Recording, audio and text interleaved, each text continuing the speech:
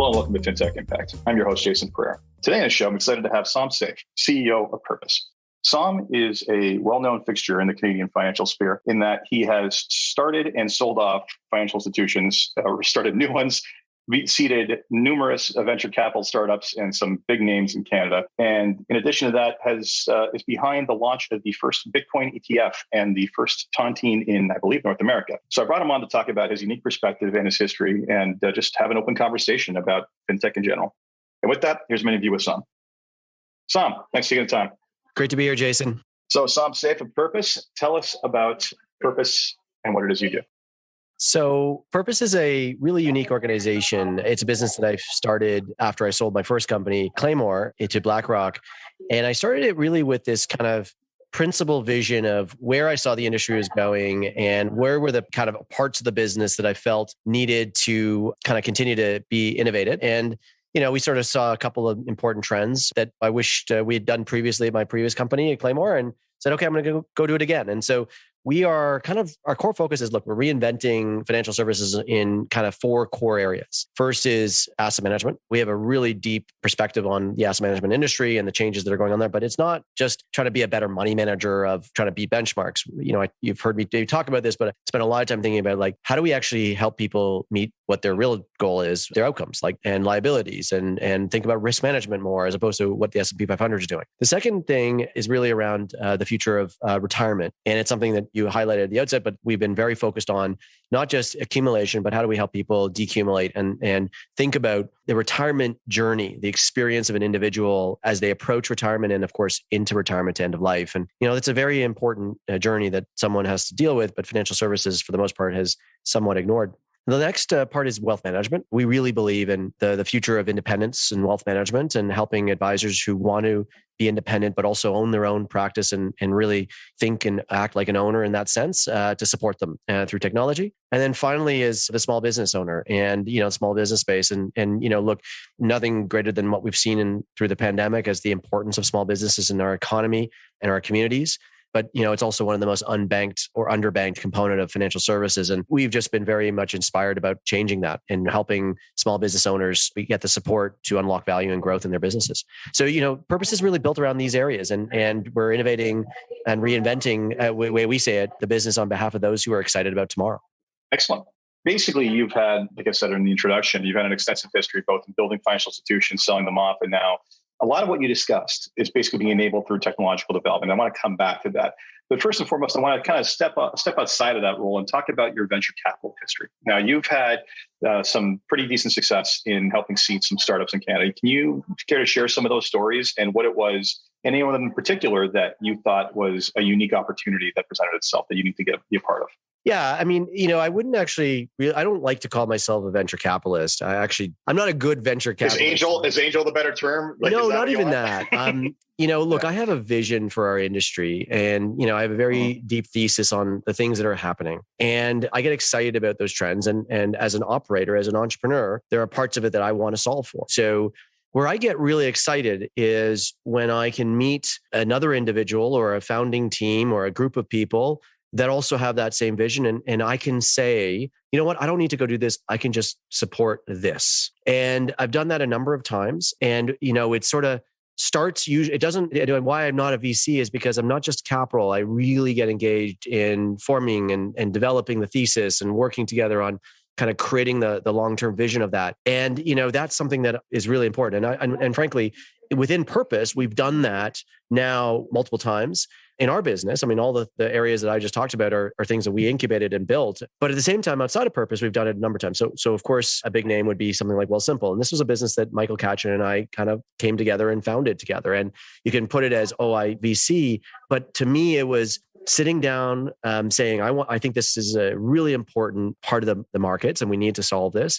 And finding an individual who also had the same mindset and together creating what has been an amazing journey of a platform. And, will my position be one of the real important challenger banks in this country? I mean, it would be the first real platform to challenge an RBC or a TD in what they do. And I think it's going to be an amazing area of growth.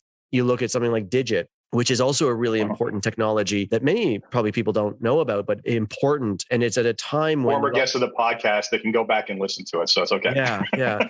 Digit was same thing. So I had a really deep thesis of the need for this really important middleware software within the wealth industry, and saw that many of my friends, advisors, and money managers were really struggling with this component of their business. And also us at Purpose, we're building an infrastructure to support wealth advisors and recognize we didn't have this. And I said, look, we need this. And so when Dan and the team walked in the room and said, hey, we're looking at something similar to this, I said, well, no, this is what we got to go do. And, we'll fund it and back it and support it. And so, of course, now we built a really important new innovation, not only for the Canadian wealth ecosystem, but also the North American and hopefully over time, the global wealth ecosystem. So this is the kind of way that I think. It's like, it's kind of goes back to my earlier comment. I love deploying capital into ideas that I don't have to build sometimes myself, because I've partnered with an unbelievable group of people who have a similar thesis and vision as I do. And that's when I get really good as an investor. Well, I like to say, you're the kind of investor I like, because you're the guy who sees the problem they want to fix for themselves on some level, as well as the rest of the industry. So that makes a lot of sense. And yes, both of those companies have been kind enough to lend their time. And Mike is supposed to come on the podcast at some point shortly. So we'll see how that goes. So not so much of venture capitals, but essentially your deep understanding of the industry has led you to basically understand those, see those, and just, you're not looking to run it. You're basically looking to enable what I would say is an impressive group of people, having known all of them, some very, very bright people in that group. So let's shift the focus back to Purpose and some of the more innovative things you've done. I mean, I also want to touch upon Purpose Advisor Solutions. We haven't talked about that in the pre-interview, but I do want to give some respect there. But prior to that, let's talk about the launch of the first Bitcoin ETF. Tell me about, basically, that was clearly an opportunity, right? And very smart to pounce on that. Tell me about the challenges that you faced in actually getting that to market. Yeah, no. And first I'll say, like, everything looks like an opportunity in retrospect that you got to pounce on. The key is to recognize which of those are the ones that you can solve for, right? And the way we always do it is we have a very deep understanding of our customer. We have a deep understanding of what our customer and their journey is and what they're trying to solve for, and where the challenges and the gaps in their ability to solve for that. And we really kind of then tackle the gap. We really say, let's go figure out how we can be the people who solve that. And there's a lot of, take an example of the high interest savings ETF. It was the first product we launched, one of the first things we did at Purpose, and a big innovation for the industry. And of course, lots of subsequent copycats. But I always say that, like, that was not a simple problem to solve. It had a gap and it had to work really hard on being able to bring together not a novel underlying with the elegance of the ETF structure. And so one of the things we've always prided ourselves is we solve these complex problems.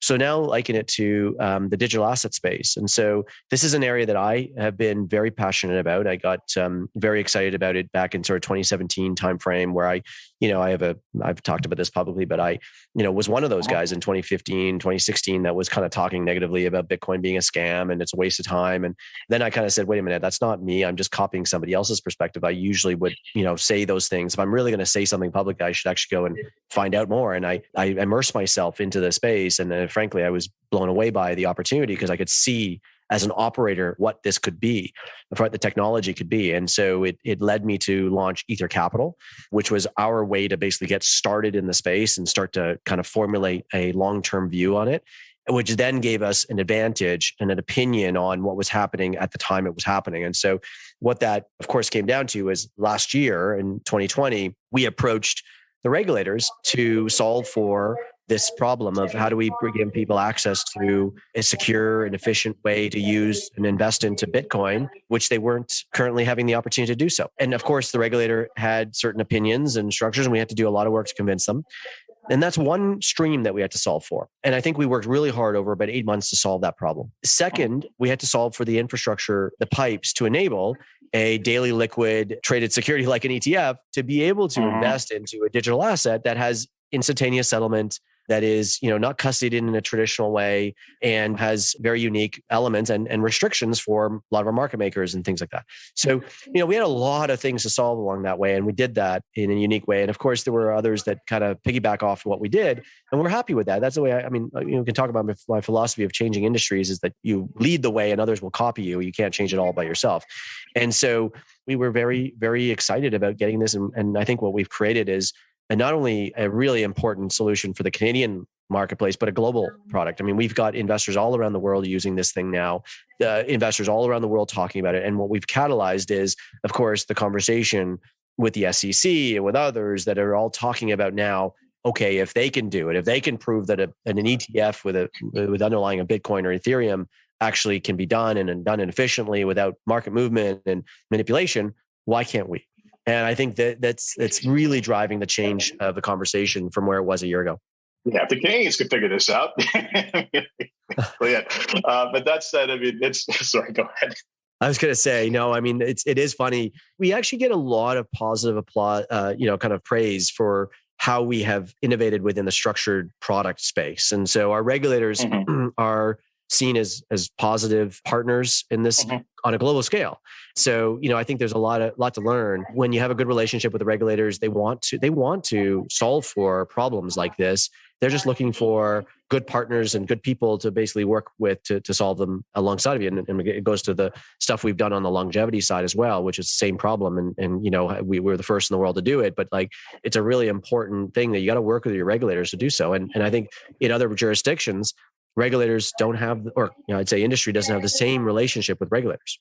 So yeah, I mean, it's interesting. My experience with the regulators is I'd say not as extensive as yours, but similar in that they get a lot of blame for saying no, but more often than not, they get approached by people with no plans who just say, I want to do this. And it's like, well, no.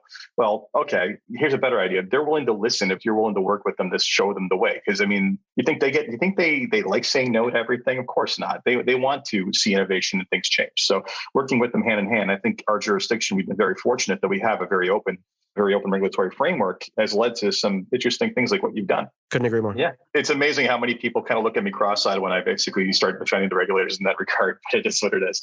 And again, the Bitcoin, I'm not surprised you basically brought in all this attention worldwide simply because I remember when I first learned about Bitcoin, I'm going to say it was probably around 2010 because I had some friends into it early and they're like, yeah, it's doable. You just got to get your own rig and do all this. It was like, here's all the 12 steps you got to take that are all complicated in order to do this. And just like, I'm out, right? Like I regret that now, mind you, but it's just like, if you're going to make this thing mainstream, the cognitive burden required, an implementation burden required in order to do it is going to basically have to be reduced. And that's what you did. And not surprised, the challenges you faced, what you weren't about to use a crypto custodian, a standard crypto custodian normally, because if you want to set up an ETF, that's easy. The existing structures in custody were there already. You have to figure out how to make these two worlds talk to each other. And that is, people think that's simple. They can't imagine the number of technical issues you have to deal with in that regard. Well, and to your point, it's not only you have to bring two worlds together, but guess what? The thing that has always inspired me is which world is going to win in the long run. And what I say to industry folks is if you don't have a thesis in this area or on innovation technologies and such, you are going to sit back and go backwards. If I look at the ETF, what kind of blew my mind back in 2016, 2017 was I saw a world where I had been searching from the start of building Purpose. I said, look, ETFs were really important innovation, but there will become a day. And by the way, let me say they were important innovation, but they were not developed by the incumbents. It wasn't developed by the Fidelities of the world and the CIs of the world and the players that were in the mutual fund industry. It was developed by the outsiders.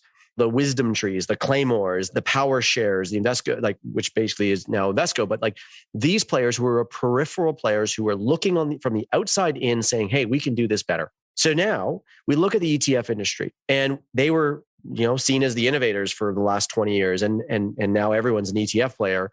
Well, who's going to reinvent ETF 2.0 or 3.0 or whatever it is? Guess what? It's not going to be the ETF players. It's going to be the outsiders. And so what I've always said, and when I started Purpose, is I'm not going to be an insider who gets eaten. I'm going to be an outsider who eats ourselves. And so I've been tasking the team for a long time is what's going to be ETF 2.0? What is it going to be? And frankly, when I saw it with tokenization, I said, this is going to be it. Now it's not there yet, but I said, this is going to be it. And that's why I said I need to be a part of it. So yes, retrofitting digital asset tokens into a traditional finance vehicle like ETFs it's very complex. But what really is the thing that I love about it is I'm now learning more and more deeply the tokenization of things. And that's where the future is going to be. And over the next 10 years, many ETF players who think today that they have the corner of the market, they're the bears and they're the growers, are going to be obsolete or redundant. And I said this, if Jason, if you remember, there was an article that came out in 2018 and I said this publicly. I got criticized for it. And I said, ETFs will become redundant one day. And a number of industry players who said, that's never going to happen. And I said, you got to have an open mind to the changes. But we're seeing it already. We're seeing the early signs of it. Tokenization, absolutely one of them. Direct indexing and fractional ownership of shares, right? Congratulations. You don't need an ETF if you can basically redesign with a very small sum of money and through fractional share ownership, redesign any index known to man. 100%. This is 100%. So it's already there. The death stroke. It's just we're in the early innings of replacing ETFs as a product altogether. But I want to go on that point a little bit. So let me give you some mind thought that I go through. So I remember many years ago, I saw motifs. And if you've ever heard of motifs, they were a product that was designed around self-indexing, principles of baskets that you could buy from a broker-dealer. And so when I saw motifs, I said, this is going to be one of those things that once done right, if effective, and the technology's there, they could replace the ETF structure. Why? The whole concept of why mutual funds and ETFs are successful is because you were able to take a micro precision decision, separate accounts and buying stocks and everything like that, and make it into the benefits of scale through macro pooling. So pooling is a very powerful thing because you get everyone to basically share in the costs, and costs are therefore on a unit economic basis very low. And so by able to do that, it's very powerful. But what I always said was if technology could improve on the separate account side, and you could get the technology to allow and enable you to get the same economics of pooling, but at the individual level, well, by and far, that's a much more superior thing because you can customize to the individual goals, taxes, things like that. The problem we had was the archaic systems of the infrastructure. But broker-dealer, whether you're on a discount account like doesn't work on COBOL, really? Exactly. Unit economics weren't there. And so I said, we have to change that. And so hence, Simple. Simple was all around this idea that let's change the back end of this business. Let's change the principles of how you think about unit economics, of how you manage money for the smallest account possible. Can we make money for an account that has $10,000 or $20,000 on it? Because the industry believed no. The industry believes that people who have little money make no money for them, so they charge them a shitload of money. Sorry if I can use that on air or not. And frankly, they're the worst. They're treated the worst in our industry. And I said, that doesn't make sense. I said, people who have little money are just getting started. We should treat them really well by getting our economics right and technology right. And so that was the principle underpinning. And if we could fix that, now you can start to reimagine the way you deliver solutions to the marketplace. I'm laughing and chuckling while we're doing this because this is one of my classic rants about the problem with the industry is not that we can't serve. This entire small clients aren't profitable. I'm like, no, they're profitable. The problem is not profitable with your cost centers, right? If you reinvent your cost centers, distribute value at those lower levels of investable assets or change the model of billing altogether, congratulations, it's suddenly profitable. I'm not sure if you're familiar with XYPN in the US, but they're the pioneers of retainer-based planning. Yes. And guess what? Their advisor books are much smaller on average than the average advisor, average wirehouse or RIA. But I've seen their compensation studies; they're pretty damn good, quite honestly. So again, I always get, and actually because we're in Canada, I'll go on this rant. I always get so frustrated. Recently, we banned deferred sales charge. Finally, said that it's over. And the number of arguments I got into online with people still saying, how are young advisors going to survive? We can't possibly do this. It's you're looking at through the lens of the past, of how we used to do things with the cost structures and the economies of scale that we had then. And you refuse to even imagine a universe where something is different. And if we can actually start to bring down the cost distribution, then that becomes an option. Anyway, let's not get lost on our shared personal beliefs in that regard. I would say one other thing on that, Jason, is that, and it's not just the financial services industry, but it's big business, and oftentimes, but in our industry, it really is a problem. The problem we face is that the industry thinks on average economics. We never did unit economic modeling, and that's 101. If you did economics in school or business in school or whatever, you would have learned you need to understand unit economics. But in our business, it's been average economics, and the reason is because the margins have been so darn good for the industry, and on average, they make good money. So they don't think of it. So the assumption then is smaller customers make me less money than larger customers on average, and so therefore they just basically price things that way. Whereas I've just disagreed with that. I disagree with that. And I said, if you can't sell a widget without knowing how much it costs to produce that widget. Otherwise, there's a high likelihood you'll go bankrupt. So my view is, let's get to the understanding of the unit economics of the business. Let's get those unit economics to be extremely precise. This is what made me successful with Claymore. Like what allowed us to build a business that was scaled, but at 45 basis points and still make 50% margins on the business was because we understand the cost structure. Whereas a CI was making 2x the top line revenue, but had the same margins. Why? Because they bloated their infrastructure. They didn't understand this. So if you get your unit economics right, you can actually do a phenomenal job of building the service level or offering of what you're going to offer on top of that. And the pricing goes with it. Well, this is classic disruption theory, right? This is right out of Clayton Christensen's basic wheelhouse, which is, you take the ones that everybody thinks is not, the part of the market that everybody thinks is not profitable. You find a way to make it profitable, then the unit economics just become substantially better for the upper end of the market, right? And it's amazing. It never ceases to amaze me how few people in this industry read that. And I also will commend you on one other thing in terms of your vision for looking for the thing that's going to depose you. It's, go back to the entire Steve Jobs quote when people asked him about cannibalizing his own product. He's like, if I'm going to be cannibalized, I want to be the one cannibalizing my own product, not someone else. Right. So, never, basically be a little bit paranoid is the real message. And that keeps you alive. So at the risk of going down that rabbit hole even further, let's switch over to a non-technology solution, but one that is, I would say, of monumental importance in the future of financial ecosystem. You guys recently launched, I think it's the first commercially available tontine, or one of the first commercially available tontines in the world. Is that correct?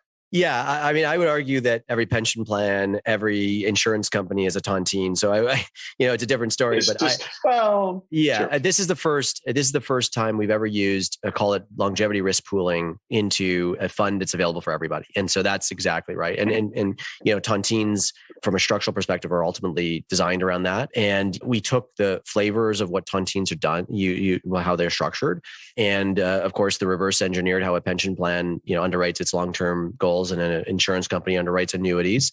And we designed what I'd been trying to solve for from the day I started Purpose, which was a income for life solution for the masses. Yeah. And just to give people some background on that, basically a tontine is basically an annuity where the risk is held by the group of people, not by a third-party institution. So you're not insuring the risk, you're sharing the risk. And you guys have done a clever little structure for this. I'm going to hopefully write a paper on this shortly. Anyone wants to learn more about the history of these things, I will recommend King William's Tontine by former professor of mine, friend Moshe Molesky, an absolute aficionado on this subject. So you'll learn a lot there.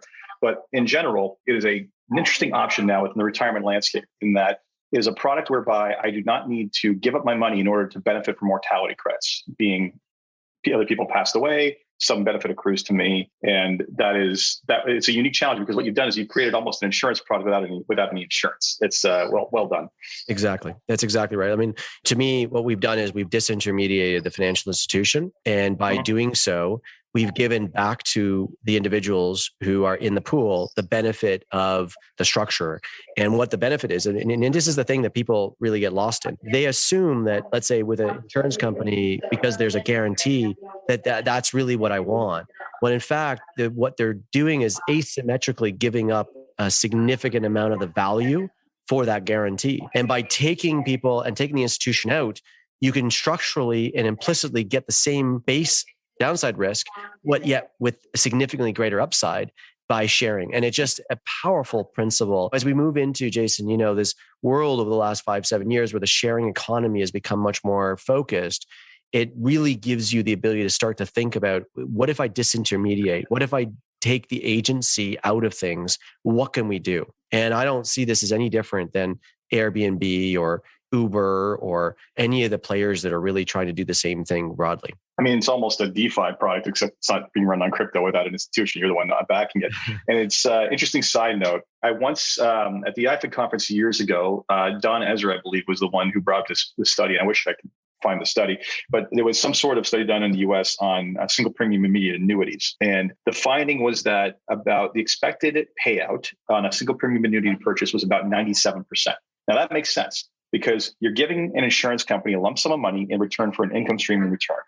And you have to expect that for that risk that they're taking on, there's going to be a charge. So the person who was buying an annuity on average was not going to make money. Now, that said, if you were on the far end of this, if you were the ones who lived beyond life expectancy, of course you made money. In some cases, dramatic amounts of money. The difference here, and I got to run the numbers on this, you've invented or created a solution whereby the mortality credits, nothing's guaranteed. You still benefit from people who leave the pool, but at the same time, you're getting those kinds of benefits with a positive expected rate of return on average, as opposed to what the single premium annuity would have done. That's exactly right. And to just go through the economics of what you just talked about, like there's a pool of capital that is sitting there. So yes, they get 97 cents, but and you can say there's a charge of 3 cents. But the reality is on top of that, there's all the value that's created on that pool of capital before it's paid out. And that accrues to the institution.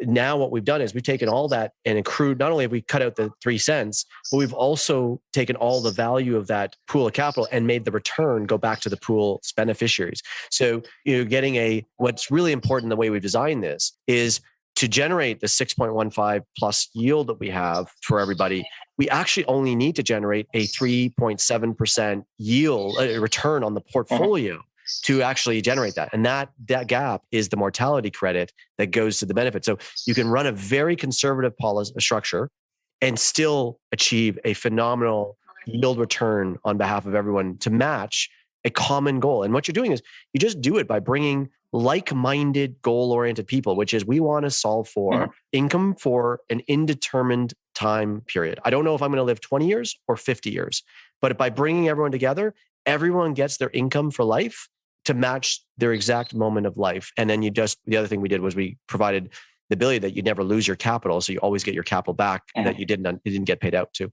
No, it's fantastic. Now, that was a sidetrack from the FinTech side. Let me move over to another of your ventures that basically does this very technologically enabled. And hearing your kind of unit economics philosophy, I now kind of understand a little bit more where your thinking was on this.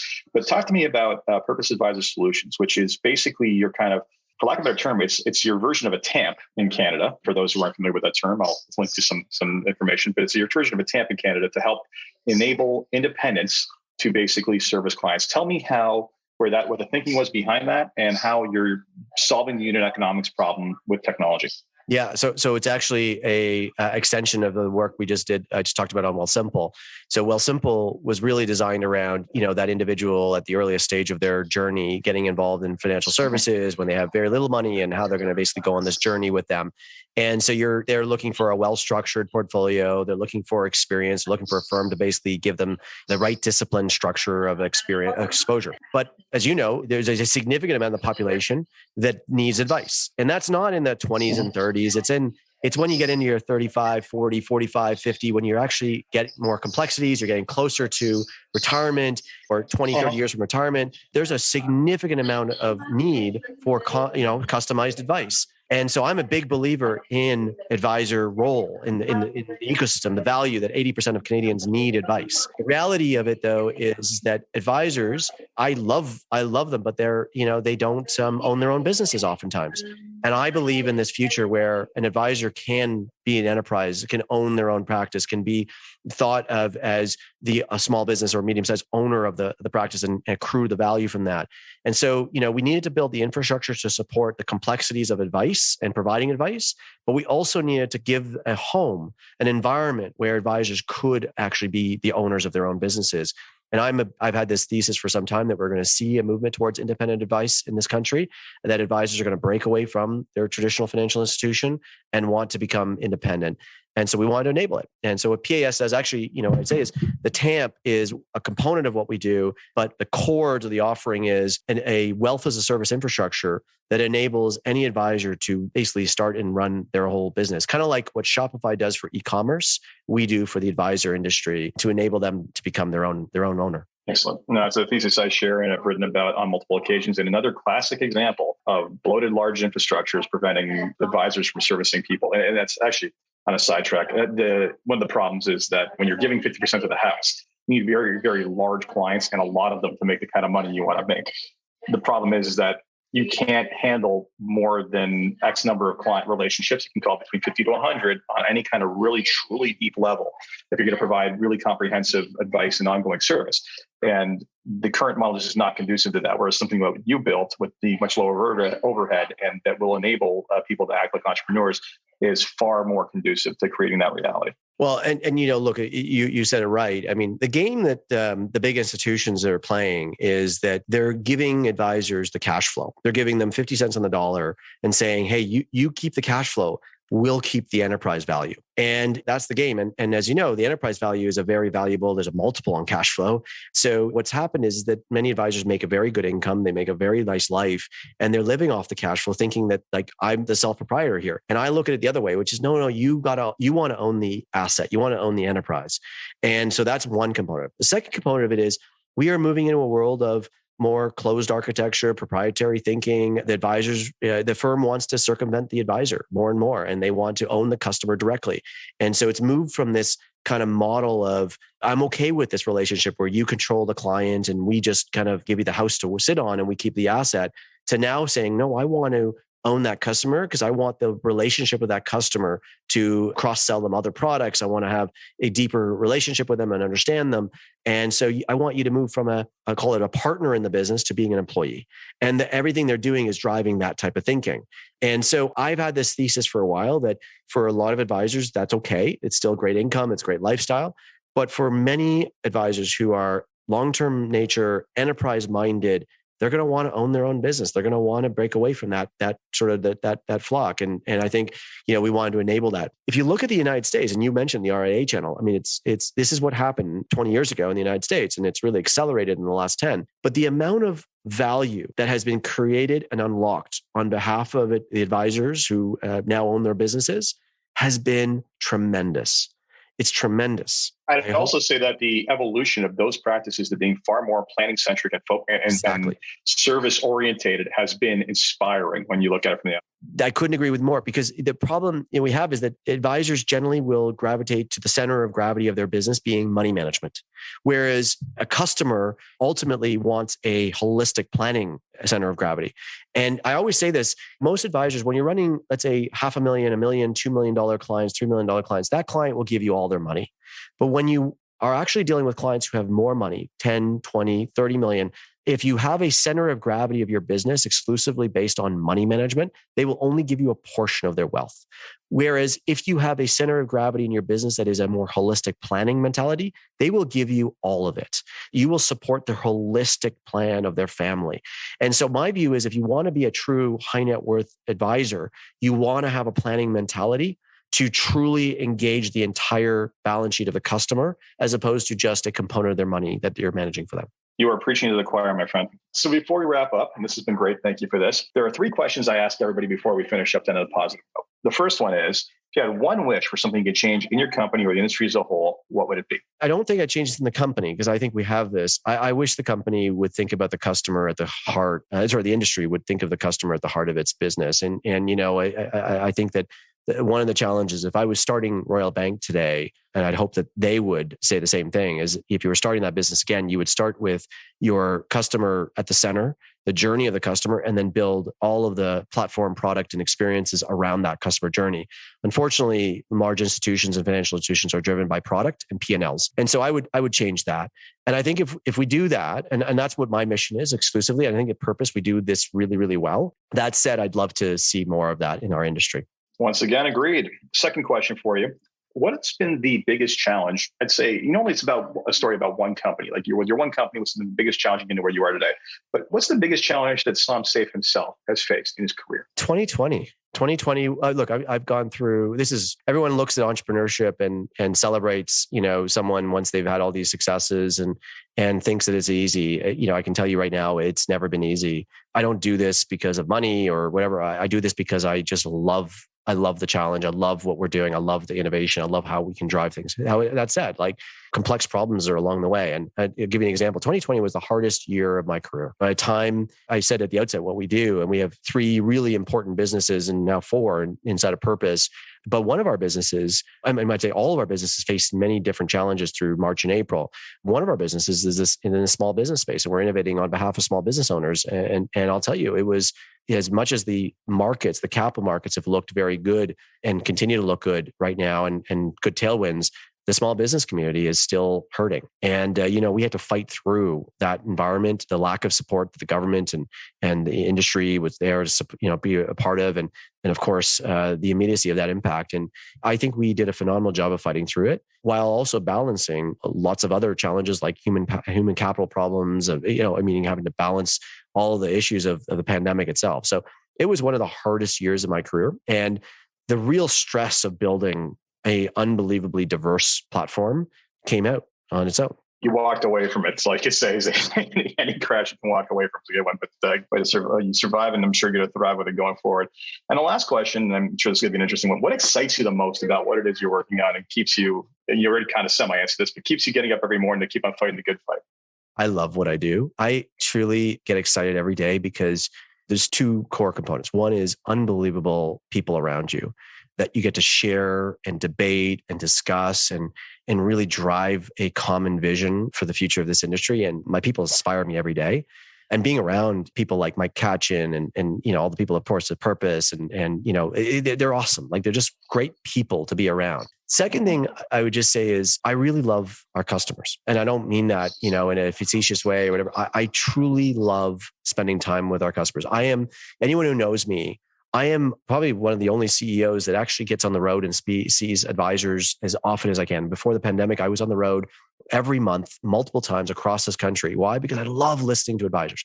The richness of the conversations, that they're my friends, but the richness of the conversations and the information that I capture from those conversations to go home and innovate with is powerful. And everything we've done as an organization is because problems arise from talking to our customers.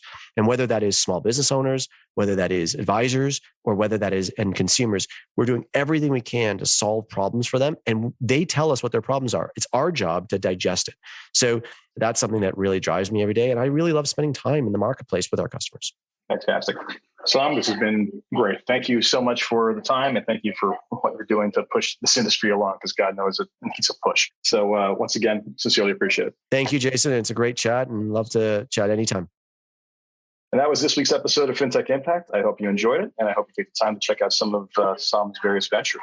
As always, if you enjoyed this podcast, please review on Apple Podcasts, Stitcher, Spotify, or whatever is in your podcast. Until next time, take care.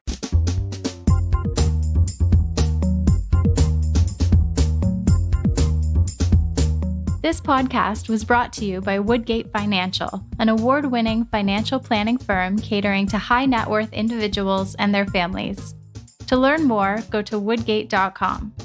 You can subscribe to this podcast on iTunes, Stitcher, and Google Play, or find more episodes at jasonpereira.ca.